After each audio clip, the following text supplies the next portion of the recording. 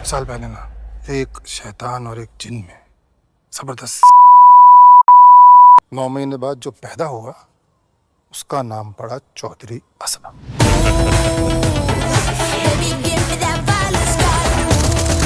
एक हाथ में ग्लॉक पिस्टल और दूसरे हाथ में सिगरेट और बिना किसी बुलेट प्रूफ जैकेट के दुश्मन के इलाके में खड़े होकर ललकार लगाने वाले इस किरदार का नाम है चौधरी असलम।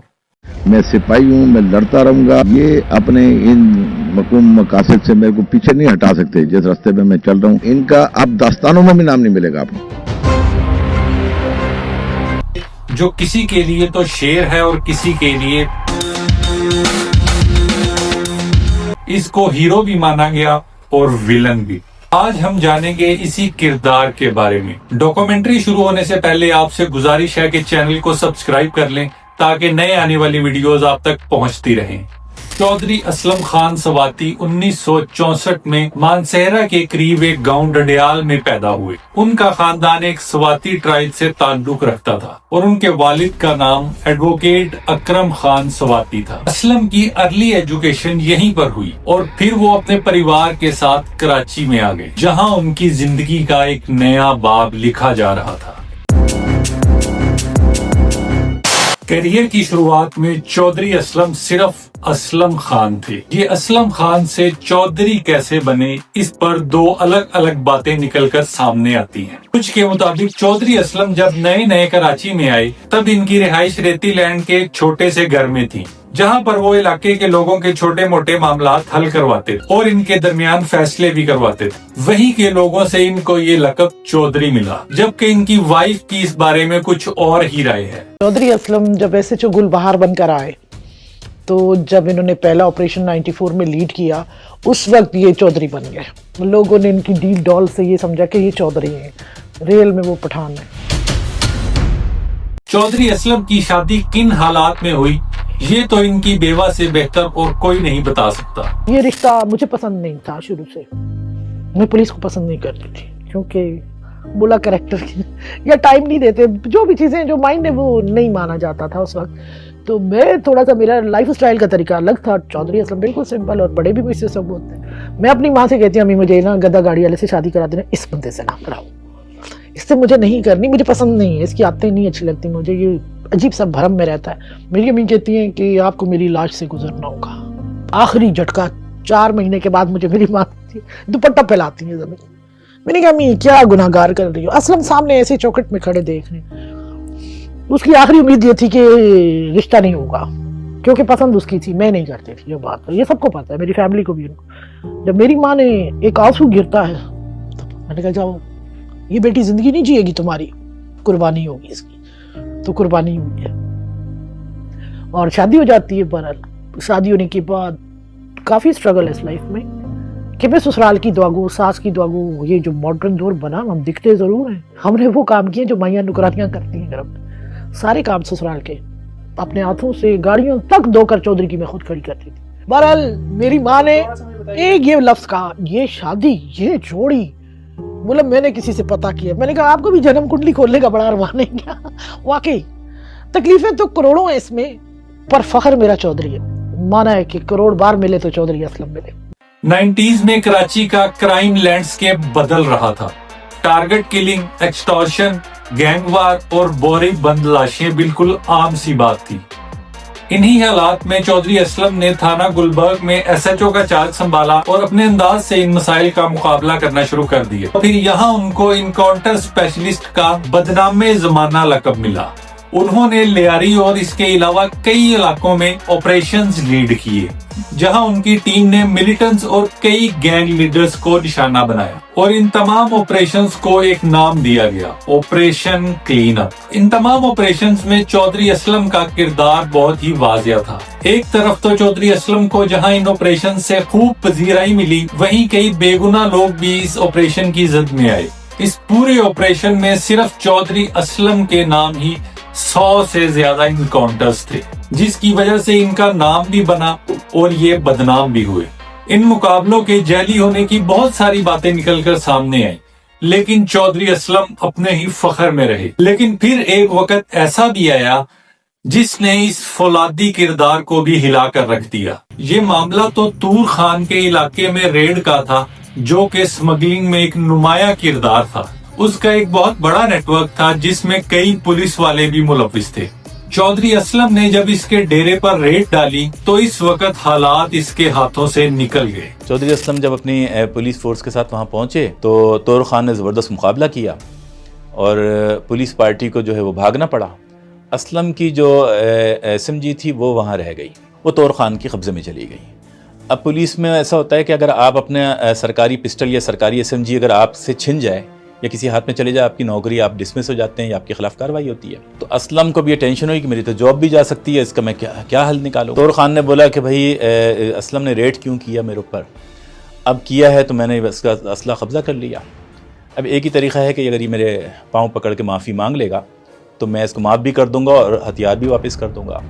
اس طریقے سے اسلم کو معافی مانگنی پڑی اور وہ جو ایس ایم جی تھی وہ طور خان نے اسلم کو واپس کر دی۔ اب یہ جب معاملہ ہوا تو طور خان کیونکہ ایک بہت بڑا ٹارگٹ تھا، کسی سے پورا نہیں ہو رہا تھا، تو یہ ٹاسک جو ہے وہ انسپیکٹر ذیشان کاظمی کو ملا۔ ذیشان کاظمی تھوڑا سا یعنی ٹیلنٹڈ تھا، تیز آدمی تھا نا۔ اس نے دیکھا کہ طور خان تک کنٹرول کرنا آسان نہیں ہے، طور کسی کے قبضے میں نہیں آتا۔ اس زمانے میں ایسا ہوا کہ طور کا جو ایک باڈی گارڈ تھا وہ پولیس کا اے ایس آئی تھا۔ ذیشان نے جو ہے وہ اے ایس آئی نعیم سے رابطہ کیا اور اس سے کہا کہ یار میں ریڈ کرنا چاہتا ہوں، تمہارا صرف اتنا کام ہوگا کہ تم طور کو گولی مار دو۔ اگر تم طور کو مار دو گے تو باڈی میں قبضے میں لے لوں گا، میں اپنے اوپر لوں گا اور تمہیں اتنے لاکھ روپے انعام بھی ملے گا اور تمہاری پولیس کی نوکری بھی بحال ہو جائے گی۔ نعیم راضی ہو گیا۔ تو ذیشان نے جب محاصرہ کیا تو مقابلہ سخت ہوا، لیکن جب نعیم نے ایس آئی نعیم نے طور کو گولی مار دی تو وہ تو سارا یعنی جب مین لیڈر مر گیا تو کون لوگ لڑتے، باقی لوگ سارے فرار ہو گئے۔ ذیشان نے کنٹرول کر لیا، اس کی منشیات ساری چیزیں قبضہ کر لیں، مگر سب سے پہلے ذیشان نے نا نعیم کو گولی مار دی، نعیم کو ہی مار دیا اور پھر طور والا کنٹرول ہو گیا۔ تو ذیشان کی بہت شہرت ہو گئی، واہ واہ ہو گئی پورے پاکستان میں، کبھی طور جیسے گروپ کو ذیشان نے کنٹرول کیا۔ تو یہ اسٹوری جو تھی وہ میں نے اس کے سارے جو کیریکٹر تھے میں سب سے ملا، مجھے جب کہانی آئی تو میں نے یہ اسٹوری تکبیر میں شائع کر دی۔ سٹوری پبلک ہونے کے بعد چودھری اسلم کی بنائی ہوئی ساکھ اسے بکھرتی نظر آئی اور اس معاملے کو اس نے اپنے انداز میں ہینڈل کرنے کی ایک ناکام سی کوشش کی۔ تو کچھ 2:30 بجے کے قریب میں 2-2:30 بجے کا ٹائم تھا، میں تھانے چلا، گلبہار چلا گیا۔ جب میں سارے کاموں سے فارغ ہوا، اسلم وہیں ٹہل رہا تھا سامنے۔ میں جیسے ہی پہنچا تو اسلم مجھے لے کے ایس ایچ او والے کمرے میں آ گیا۔ میں سامنے کرسی پہ بیٹھ گیا، اسلم ٹیبل کے اوپر بیٹھ گیا۔ پھر اسلم نے مجھے بولا کہ یار بات یہ کہ اس سے میری بڑی بے عزتی ہوئی ہے اور میرے کو دنیا بہادر سمجھتی ہے، آپ نے میری یہ کہانی، اس نے بولا کہ کہانی جھوٹ نہیں ہے، کہانی صحیح ہے، لیکن یہ جو ہے نا یہ آپ تک آئی کیسے؟ میں نے بولا یار ہم لوگ تو سورسز رکھتے ہیں نا، آپ کے اندر بھی تو ہمارے لوگ کام کر رہے ہیں، تو یہ تو میں آپ کو نہیں بتا سکتا۔ تو اسلم پھر اٹھا، پھر اسلم نے اپنی جو لوہے کی الماری اس کے پاس کمرے میں رکھی تھی اس نے وہ کھولی۔ جب وہ کھولی تو بڑا حیران ہو گیا کیونکہ وہ اوپر سے لے کے نیچے تک نا نوٹوں سے بھری ہوئی تھی، نوٹوں کی گڈیاں تھیں اور وہ سب خانوں میں سجی ہوئی تھیں۔ اس نے 2 خانے خالی کر دیے نوٹوں کے اور ٹیبل پہ ڈھیری لگاتا رہا۔ سارے نوٹ جب جمع ہو گئے تو اس نے پھر مجھے بولا کہ مبشر بھائی مجھے جو ہے نا صرف انفارمر کا نام بتا دو اور میں یہ آپ کو چادر دیتا ہوں، اس میں یہ باندھ کے پورا نوٹ آپ لے جاؤ۔ میں نے بولا اسلم بھائی میں جرنلسٹ ہوں، میں بے غیرت نہیں ہوں، میں کچھ بھی ہو جائے تو آپ اس سے بھی زیادہ مجھے دولت دو گے تب بھی میں آپ کو نام نہیں بتا سکتا۔ تو پھر اسلم دوبارہ ٹیبل پہ آ کے بیٹھا۔ پھر اس نے مجھے بولا کہ یار پھر ہماری دوستی کیسے ہوگی؟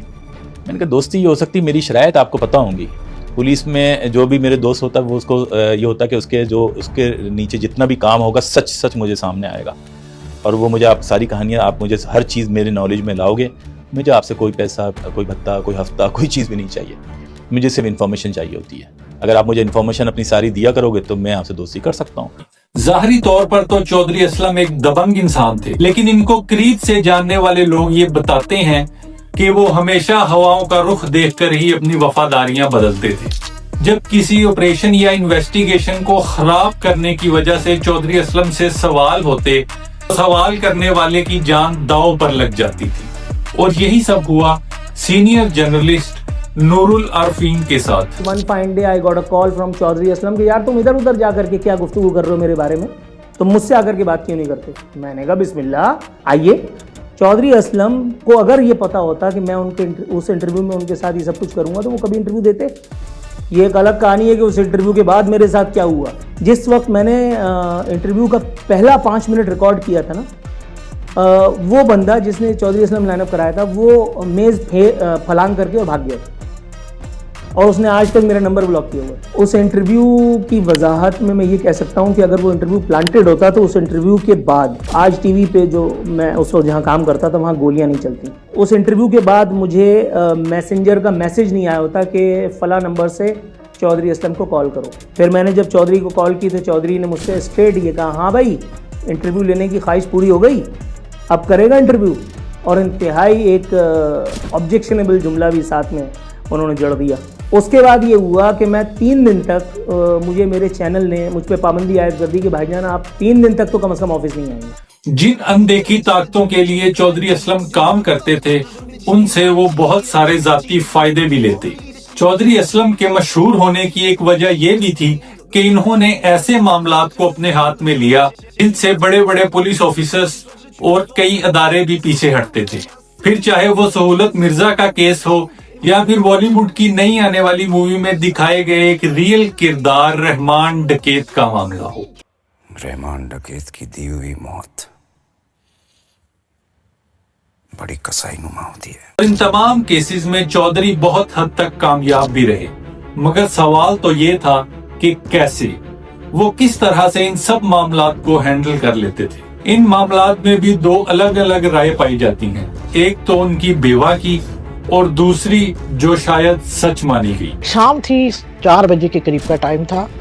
چودھری اسلم 3 بندے جاتے ہیں, ایک ڈرائیور, ایک گن مین وداؤٹ اسلحے کے, ایک گرین کلر کی الٹو کار ہے ایئرپورٹ. وہ آتا ہے شارجہ سے کینیا کے لیے, ساؤتھ افریقہ جانے کے لیے.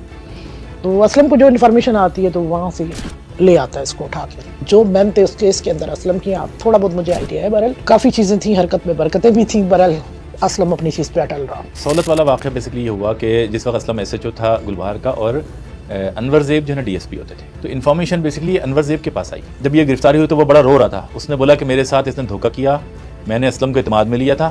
اسلم نے کسی جگہ اوپر پولیس کو بھی نہیں بتایا اور یہ شو نہیں کیا کہ میرا کوئی حصہ ہے, اور میں اسے لڑ بھی نہیں سکتا کیونکہ میں ڈی ایس پی ہوں, لیکن طاقتور تو اسلم ہے. یہ اسلم نے سمجھا کہ دوسرے کی انفارمیشن کیچ کر کے نا یہ سہولت والا کریڈٹ لے لیا. سہولت پکڑا گیا. سہولت کو شروع میں بڑا صاف ماحول میں رکھا تھا, نفس سے ہتکڑیاں بیڑیاں لگی ہوئی تھیں, لیکن ابھی کوئی تشدد یا کوئی ایسی چیز میں نے نہیں دیکھی تھی. تو مجھے جیسی پتہ چلا تو میں تھانے آ گیا. کے ای ایس سی کے جو ایم ڈی تھے شاہد حامد, ان کے مرڈر کا واقعہ. مگر اس زمانے میں بڑا کام ہوا, کرائم برانچ نے اس میں بڑا کام کیا. اس وقت ایس ایس پی اے آئی جی تھے, انہوں نے پوری رپورٹ بنائی. میرے پاس رپورٹ موجود بھی ہے. اس رپورٹ میں جو انکشاف ہوا تھا وہ یہ ہوا تھا کہ شاہد حامد کے وقت میں جو اندر لیبر ڈویژن کے معاملات چل رہے تھے کے ای سی میں, اس میں ڈاکٹر فاروق ستار اور نسرین جریر انوالو تھے. تو آپ اگر یہ دیکھیں کہ آپ یہ کہتے ہیں کہ سہولت کو سزا ہوئی صحیح تھی یا غلط تھی, وہ ساری چیزیں اپنی جگہ. پاکستان میں یہاں پر کراچی میں جو آپریشن میں بدقسمتی یہ ہے کہ ماسٹر مائنڈ یا حکم اس کے خلاف تو کبھی کچھ نہیں ہوا. کیا اگر یہ شاہد حامد والی کیس میں جو میں آپ کو انکوائری رپورٹ بتا رہا ہوں, اس میں فاروق ستار نسرین جلیل تھے, کیا ان کی کوئی انکوائری ہوئی, انہیں کہیں نامزد کیا گیا یا ان سے کوئی پوچھ گچھ کی گئی؟ تو یہ بھی وہ بھی تو تفتیش میں آتے تھے شاہد حامد والے کیس میں, ان کے خلاف کیوں نہیں ہوا؟ اب وقت بدل رہا تھا اور دنیا ایک نئی صدی میں داخل ہو رہی تھی. پاکستان میں پرویز مشرف اقتدار سنبھال چکے تھے. یہ وہ وقت تھا جب پیپل پارٹی کے 2 وفادار رحمان ڈکیت اور Shoaib Khan M Q M کے لیے موت سمجھے جاتے تھے. شعیب خان کے تانے بانے تو انڈیا کے مشہور ڈان داؤد ابراہیم سے بھی ملائے گئے. اور پھر ایک دن چودھری اسلم نے اپنی ٹیریٹری سے 1200 کلومیٹر دور لاہور سے شعیب خان کو اٹھا لیا. مگر یہ سب ہوا کیسے؟ کیا چودھری کا نیٹ ورک اتنا مضبوط تھا کہ لاہور میں اتنا بڑا ملزم ہوتے ہوئے بھی پنجاب پولیس اور ادارے اس سے بالکل بے خبر تھے؟ اس معاملے میں بھی 2 الگ بیان دیے جاتے ہیں. تو مجھے آج بھی یاد ہے کہ کراچی میں سندھ پولیس کو جب ٹاسک ملا کوئی کور نہ کر پایا. اسلم نے ایک گاڑی, میری ٹائیگر تھی اور 4-5 بندے تھے ٹوٹل, ساری رات یہ ڈیفنس میں مختلف ایریوں میں گشت خود کرتا. ارل چودھری آپ میرے پاس آئے, نورین آپ دعا کریں, میرے پہ تھوڑا آزمائش ہے. میں نے کہا سرخرو آپ ہیں, میری دعائیں آپ کے لیے. تو ٹھیک جب یہ سندھ لاہور اترے, وہاں پہ اریسٹ کر لیا. خبر میرے پاس تھی سب سے پہلے, بڑے خوشی سے بتایا نا میں سے. وہ بولا لیکیج نہیں ہونی چاہیے. کون خود گرفتار کرتا ہے یار؟ خود کچھ نہیں ہوتا بھائی. ماموں لوگ پکڑتے ہیں, ماموں لوگ پکڑ کر کے پھر طے کرتے ہیں کس کو دینا ہے. انٹیلیجنس ادارے پکڑتے ہیں. इनकी क्या औकात है यार। इसके बाद शुरू हुए लियारी के वो ऑपरेशंस जो टीवी पर लाइव चलाए जाते थे और चौधरी असलम हाथ में पिस्तौल और AK-47 लेकर सरेआम इन ऑपरेशंस की कमान संभालते थे। चौधरी असलम के इसी किरदार को संजय दत्त ने बखूबी निभाया है। अभी ये सब चल ही रहा था कि एक दिन चौधरी असलम एक इनकाउंटर करते हैं और बताया जाता है कि ये एक मशहूर क्रिमिनल माशूक ब्रोही था जो पुलिस मुकाबले में मारा गया। मगर जब इसकी इन्वेस्टिगेशन हुई तो पता चला कि ये माशूक ब्रोही नहीं बल्कि एक आम शहरी मासूम रसूल बख्श था। और फिर इस बार चौधरी असलम का साथ उसकी अनदेखी ताकतें भी न दे पाई। इस मामले की इन्वेस्टिगेशन स्टार्ट हुई और चौधरी असलम को जेल भेज दिया गया। मगर क्या कहिएगा इस मुल्क के इंसाफ पर कि सिर्फ 18 माह बाद ही उनको क्लीन चिट देकर फिर से रिहा कर दिया गया और इनका ओहदा भी इनको वापस दे दिया गया। इस सारे मामले में गलती किसकी थी, कातिल कौन था, ये बात कभी भी सामने नहीं आई। फिर आता है 9 अगस्त 2009 जब कराची का एक मशहूर नाम रहमान डकैत चौधरी असलम के हाथों पार हो जाता है। लेकिन रहमान डकैत के इनकाउंटर के साथ ही एक नया शोर भी शुरू हो गया और कई आवाजें उठने लगी कि रहमान डकैत को तो बॉर्डर के उस पार ही मार दिया गया था। बाद में इसकी लाश को चौधरी असलम के हवाले किया। लेकिन इन तमाम चीजों को पसे पुष्ट डालते हुए चौधरी असलम को CID में प्रमोट कर दिया गया। CID में प्रमोट होते ही चौधरी असलम ने उन मजहबी जमातों के खिलाफ कार्रवाइयां शुरू कर दी जिनको दहशत गर्दों का साथी समझा जाता था। और इनमें सबसे ज्यादा नाम जो उभर कर सामने आया वो लश्करे जंगवी का था। इन कार्रवाइयों का नतीजा ये हुआ कि एक दिन CID के दफ्तर में एक बॉम्ब ब्लास्ट हुआ जिसमें 25 के करीब लोग मारे गए। ये धमाका चौधरी असलम के लिए था लेकिन वो इसमें बाल बाल बच गए। इसके बाद भी चौधरी असलम पर कई जानलेवा हमले हुए। एक बार तो डिफेंस में मौजूद इनके घर पर एक जोरदार हमला हुआ जिसमें फिर चौधरी असलम की किस्मत ने इनका साथ दिया। इस मामले में 8 दहशतगर्द और राहगीरों के साथ कई पुलिस ऑफिसर भी मारे गए जो इस घर में सिक्योरिटी के लिए तैनात थे। इन तमाम हमलों की जिम्मेदारी लश्करे जंगवी और तालिबान ने कबूल की। लेकिन वो कहते हैं ना कि बचने वाले को बार बार किस्मत की जरूरत पड़ती है और मारने वाले को सिर्फ एक बार। 9 जनवरी 2014 को चौधरी असलम अपनी गाड़ी में लियारी एक्सप्रेस का रास्ता लेते हैं और इनकी गाड़ी एक बॉम्ब ब्लास्ट में उड़ जाती है। और उस दिन उनकी किस्मत ने भी उनका साथ ना दिया क्योंकि चौधरी असलम डेथ थ्रेट की वजह से एक बॉम्ब प्रूफ गाड़ी इस्तेमाल करते थे। लेकिन उस दिन वो गाड़ी किसी खराबी की वजह से वर्कशॉप गई हुई थी और शायद ये बात इसके दुश्मन अच्छी तरह से जानते थे। इस हमले की जिम्मेदारी भी उस वक्त के तालिबान के सरबराह शाहिदुल्लाह शाहिद ने ली। लेकिन क्या ये बात सच थी कि तालिबान ने ही चौधरी असलम को मारा था? क्योंकि पाकिस्तान की कैद में मौजूद रॉ के एक एजेंट कुलभूषण यादव के एक बयान के मुताबिक चौधरी असलम की मौत में रॉ मुलव्विस थी। Also sponsoring various assassinations, SSP Chaudhary was assassinated. This was a direct mention by Mr. Anil Kumar to me. Involvement जिसकी भी थी लेकिन सिंध पुलिस के काबिल समझे जाने वाले एक ऑफिसर की जिंदगी का ये बाब हमेशा के लिए बंद हो गया।